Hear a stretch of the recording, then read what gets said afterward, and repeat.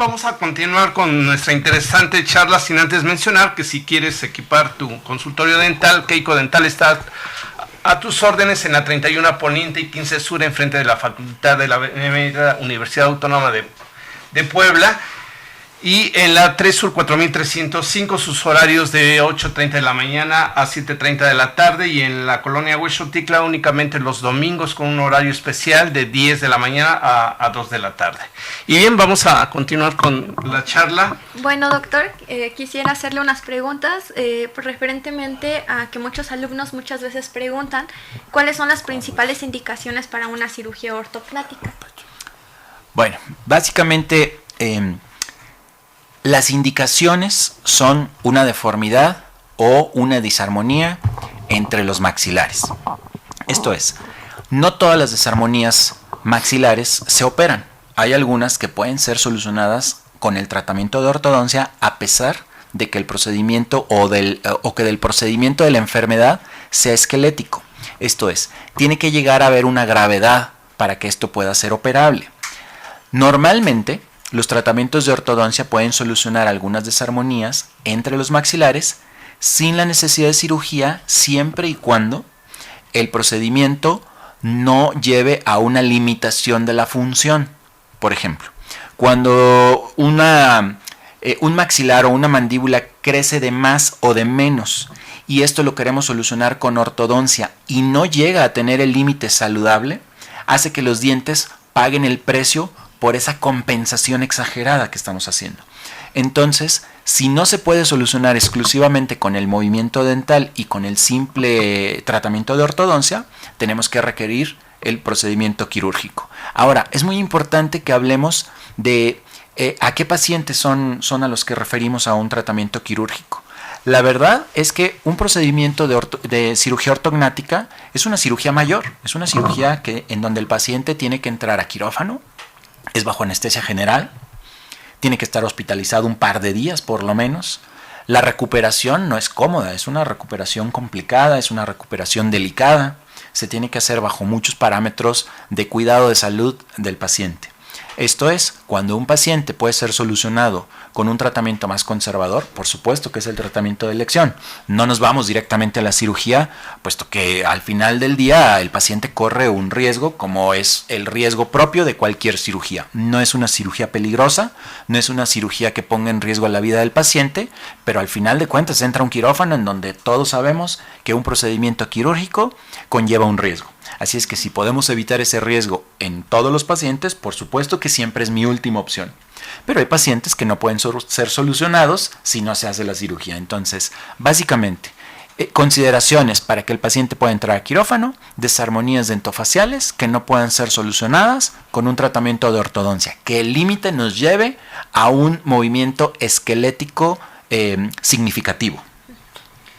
¿Cuáles son los principales resultados que se obtienen después de este tratamiento en cambios funcionales? ¿Cuáles son los mejores beneficios? Bueno, obviamente la primera y más evidente, la masticación.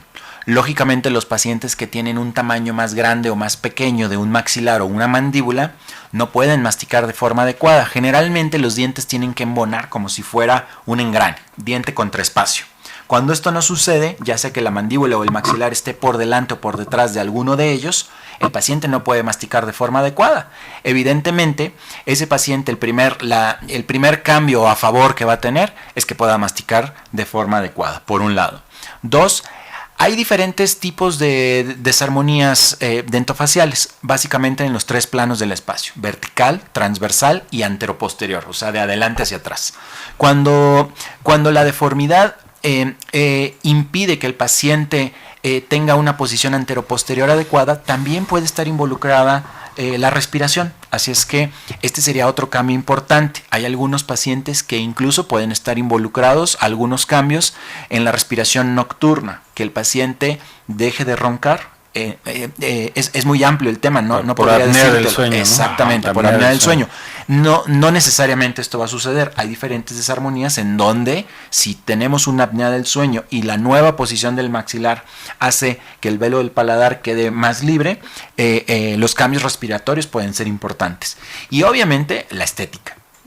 la estética en el paciente, a pesar de que es un punto secundario, porque como bien lo dijo el doctor, obviamente lo primero que importa es la función, pues el balance facial que tiene ese paciente en los 3 planos del espacio, tanto transversal si es que tenemos un maxilar o mandíbula desviado y que se ve asimétrico el paciente, vertical si el paciente tiene una cara muy larga, generalmente sería el cambio más importante, o anteroposterior en donde el paciente se nota un cambio en su perfil que no es muy estético, lógicamente con esa nueva colocación de los maxilares hace que el paciente se vea realmente bastante mejor estéticamente. Y ahora para el doctor Saraín, de los procedimientos maxilofaciales se pueden complementar con la cirugía, como es la mentoplastía, rinoplastía. Ese tipo de procedimientos complementan ese tipo de cirugía. Sí, mira, los procedimientos de cirugía ortognática básica, por así decirlo, incluyen la cirugía del maxilar superior, la cirugía mandibular y la mentoplastía. Y los complementarios que tal vez me estás mencionando, pues incluyen rinoplastías, otoplastías, cirugías que son más bien estéticas. Es más bien como para que todo quede en una armonía todavía más que llame más la atención, ¿no? Más estético. Pero en sí la cirugía ortognática incluye ambos maxilares, el maxilar superior, la mandíbula y el mentón. Que el mentón también, pues normalmente tú lo mueves también en función para que tenga competencia labial el paciente y demás, pero esto hace que se vea más agradable, ¿no? Un mentoncito paradito, el operar el maxilar superior, pues también la espina nasal anterior te puede dar cierta proyección a la punta de la nariz y esto te puede dar una apariencia de una cirugía estética de nariz, aunque no hayas tocado la nariz, pero se pueden hacer cirugías complementarias tanto en nariz como en las orejas y demás para complementar estas situaciones, estos beneficios estéticos en el paciente, ¿no? Un paquete más completo. Más caro también. Tenemos una pregunta del público. Nos menciona que si hay una edad ideal para realizarse la ortodoncia y a la vez la cirugía. Es una pregunta bien interesante. Bien interesante porque también hay diferentes teorías con respecto a la edad. La principal teoría o el protocolo más adecuado o más clásico para un paciente de cirugía ortognática tiene que ser en pacientes que hayan terminado su pico de crecimiento. O sea, aunque puede variar un poquito de acuerdo a la población de los pacientes, pero estamos hablando de más o menos a la edad de por lo menos 16 años en mujeres, 18 años en hombres. Aunque, insisto, esta edad no la podemos tomar como un parámetro fidedigno, lo tendríamos que corroborar con algunas radiografías, básicamente la carpal, que nos puede indicar etapas de crecimiento en el paciente. Y esto es básicamente porque cuando una musculatura está acostumbrada a una posición de un maxilar de forma inadecuada, la musculatura está estirada, por llamarlo de alguna forma, estirada en una posición inadecuada. Cuando el cirujano recoloca el maxilar o la mandíbula en una nueva posición, los músculos se tienen que acostumbrar a esta nueva posición y generalmente quedan estirados en una nueva dirección. Esto puede hacer que la posición del maxilar que haya sido recolocado tenga la tendencia a una recidiva, o sea, de regresar a una posición como la tenía originalmente el paciente. No al 100%, pero sí tiene la tendencia a regresar, y esto puede hacer que tengamos algunos fracasos. Esto es, si un paciente se opera, queda muy bien al principio y no ha terminado ese pico de crecimiento, ya sea por la nueva posición muscular o porque le queda todavía un poquito de crecimiento al paciente, esa mandíbula o ese maxilar, aunque haya sido operado, tiene la tendencia a seguir creciendo. Y esto puede ser que nos lleve a una nueva tendencia, a una mala posición, a pesar de haber sido operado. Por un lado depende mucho la edad del paciente y por otro depende mucho el tipo de fijación que se haya utilizado. Ya platicará un poquito el doctor más adelante del tipo de fijación y el tipo de procedimiento quirúrgico como tal, pero dependen las dos cosas. En relación a la edad, es un punto bien importante el operar al paciente una vez que haya terminado el pico de crecimiento. Pero vale la pena mencionar que existen algunas hipótesis, básicamente de algunos cirujanos importantes a nivel mundial, que hablan del beneficio de operar a un paciente de edad temprana para que no se vaya manifestando tanto la desarmonía dentofacial. Esto puede conllevar a sus riesgos, como lo platico en cuestión de la recidiva, aunque tienen razón en algunos casos. Ellos se basan principalmente, uno, a que no se manifieste tanto, y dos, a que si hay un paciente que tiene una desarmonía que le está causando una angustia, un problema psicológico porque su apariencia no le gusta, pues lógicamente pasan algunos años pues afianzándose más ese mal sentir, esa angustia durante el proceso. Y ellos se basan en que pues mientras más rápido lo operes, el entorno familiar, el entorno social, pues no se va a dar cuenta tanto de esta desarmonía y por tanto el paciente pues no lo va a sufrir durante tantos años. Híjole, lleva sus riesgos, no es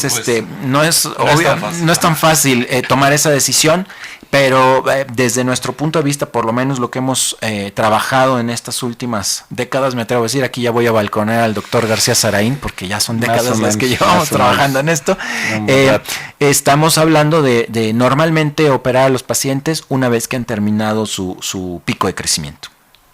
Y además, por ejemplo, las técnicas quirúrgicas, las técnicas de ferulización también han cambiado, Florencio. Sí, empezamos a lo mejor hace muchos años combinando, ¿no? La fijación semirrígida con algunos alambres y con algunas cerclajes osteocentes con alambre y cerclajes maxilomandibulares. En la actualidad pues ya no es permisible un procedimiento, un protocolo de cirugía ortognática si no utilizas una fijación rígida interna, ¿no?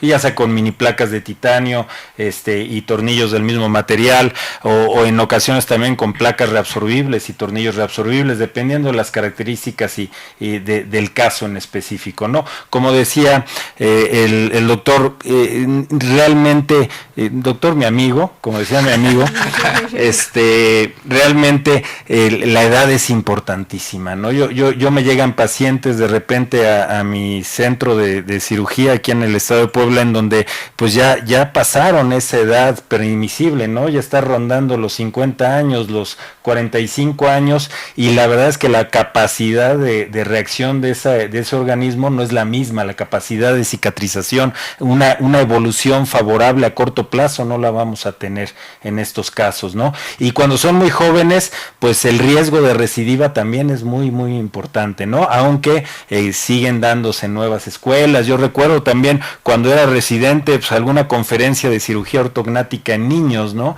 Cirugía ortognática infantil, que también el doctor Takao Kimura en algún momento, sí, inclusive hasta sacó un libro al respecto, ¿no?